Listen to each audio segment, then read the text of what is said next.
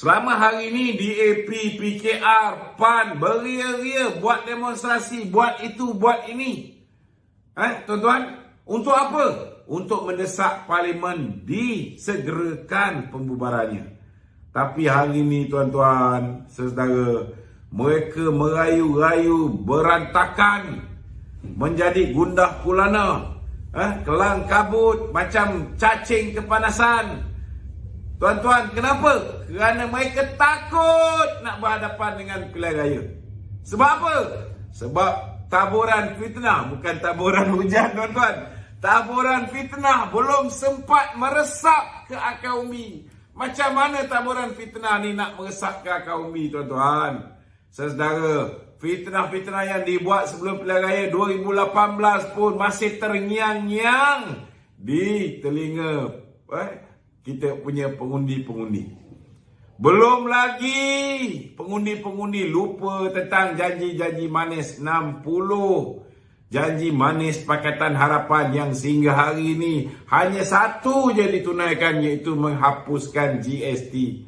Dan masih lagi rakyat negara ini ingat bagaimana kedudukan hak istimewa orang Melayu, kedudukan Islam sebagai agama persekutuan, kedudukan bahasa Melayu sebagai bangsa kebangsaan, kedudukan raja-raja Melayu diperkotak-katikkan khususnya oleh puak-puak Charles Santiago DAP ni tuan-tuan.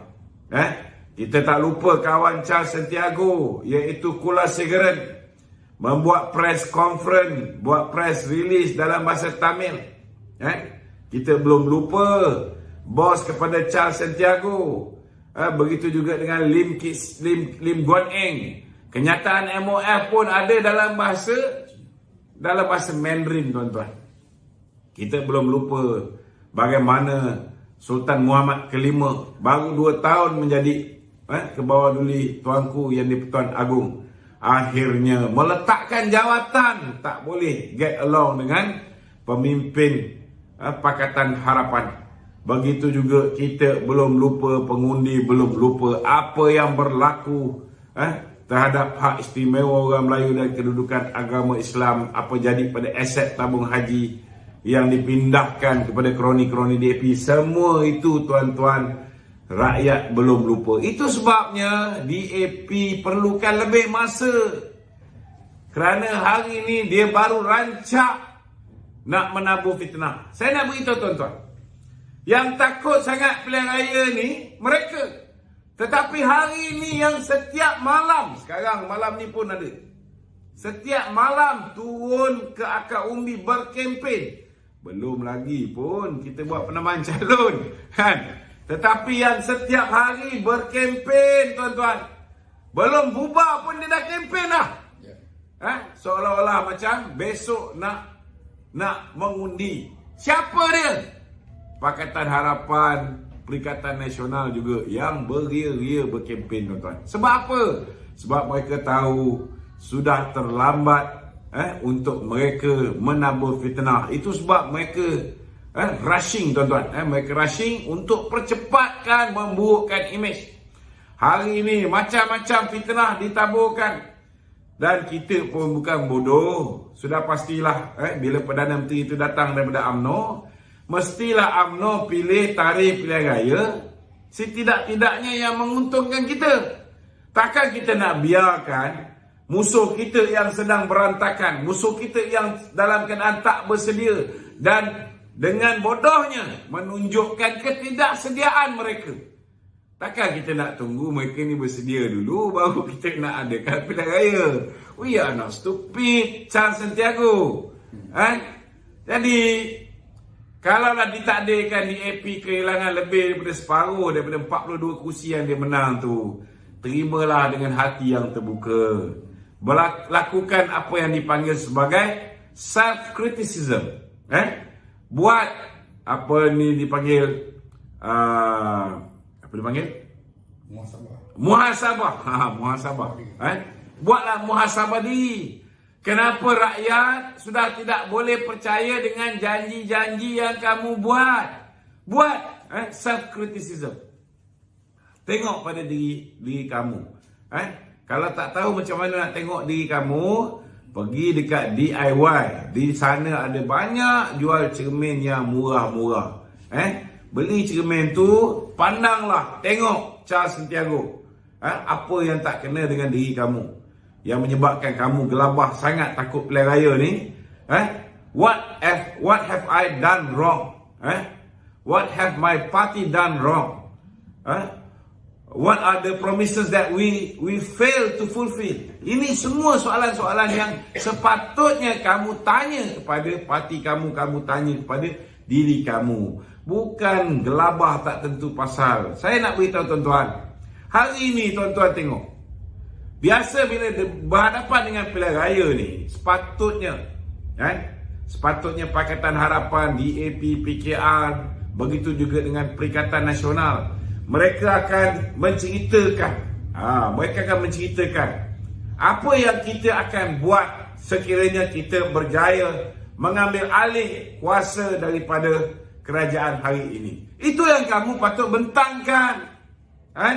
Adakah kamu akan memperjuangkan nasib veteran Angkatan Tentera yang hari ini masih lagi menanti janji-janji yang diberikan kepada mereka? Yang ini kamu patut perjuangkan.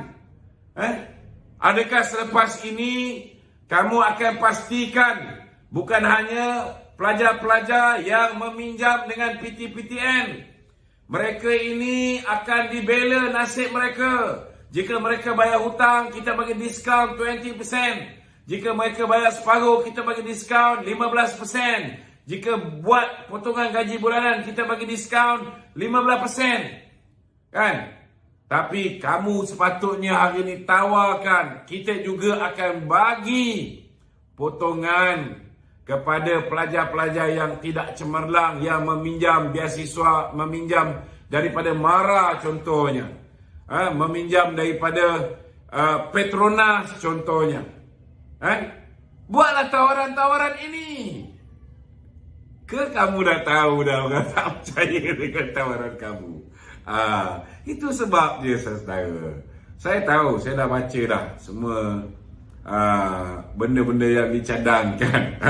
Yang dicadangkan oleh Pakatan Harapan, apa yang mereka nak tawarkan. Saya tengok, saya senyum lebar. Sebab saya tertanya-tanya, siapalah orang gila yang nak percaya tuan-tuan dengan janji-janji Pakatan Harapan tu. Tapi tak apa, setidak-tidaknya kamu buatlah janji. Kalau kamu menang, apa yang kamu nak buat.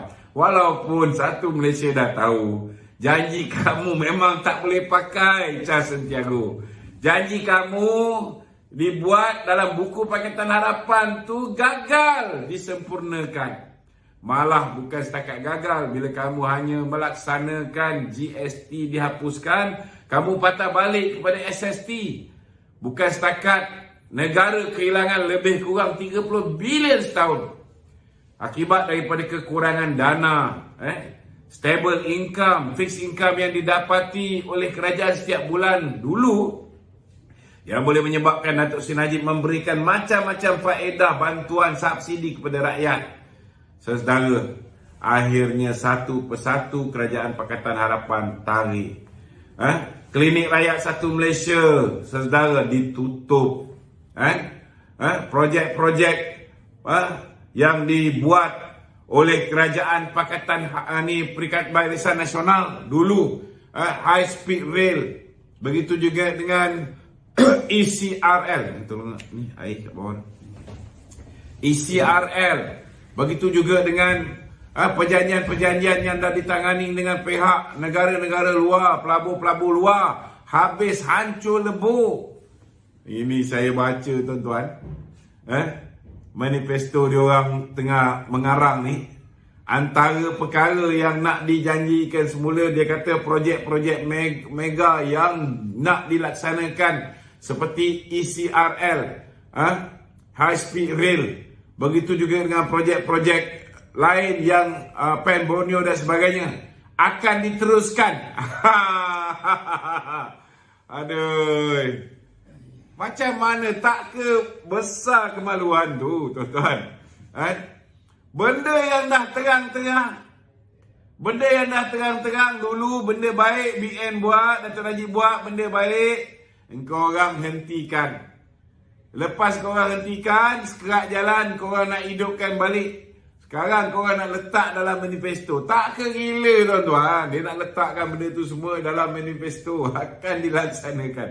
Maknanya saudara, dari segi pemikiran mereka, idea-idea baru yang sepatutnya mereka lahirkan, nampaknya pemimpin mereka ni otak dah tepu tuan-tuan. Dah tak ada benda baru sampai terpaksa recycle bahan kempen yang digunakan oleh Barisan Nasional 5-6 tahun yang lalu dulu. Mereka nak recycle balik. Aduh, kalau macam ni lah saya baru faham. Saya cukup faham kenapa mereka tidak bersedia untuk berhadapan dengan pilihan raya. They have nothing to offer the Malaysian citizen. They have nothing to offer Malaysian voters. That's why tuan-tuan, they are panic. They are really panic now. Dia orang panic, gelapa tak tentu pasal. Tak tahulah. Silap-silap sekerak jalan, mereka dah nampak sangat tak boleh menang pilihan raya. Yang mana ada kes mahkamah, yang mana rogol amal, yang mana ada kes rasuah, yang mana ada 33 laporan rasuah kepada diri dia. Silap-silap orang ni sekerak jalan, ambil tiket flight, cabut, lari ke luar negara sebelum selesai pilihan raya. Inilah benda-benda yang saya nampak tuan-tuan. Apa benda pencapaian hebat yang dilakukan oleh kerajaan di bawah pimpinan Tun Dr. Mahathir, Lim Guan Eng, Lim Kit Siang, Anwar Ibrahim, Wan Azizah ni tuan-tuan. Habis kuat benda yang dikenang sepanjang zaman yang tak boleh dilupakan oleh rakyat negara ini. Siapa dia? Apa dia? RM30 tuan-tuan. RM30 ini saudara. RM30 ini saudara, rakyat akan ingat sampai bila-bila. Bila ingat kerajaan Pakatan Harapan, jangan lupa RM30. Jadi itu mukadimah saya pada malam ni saudara.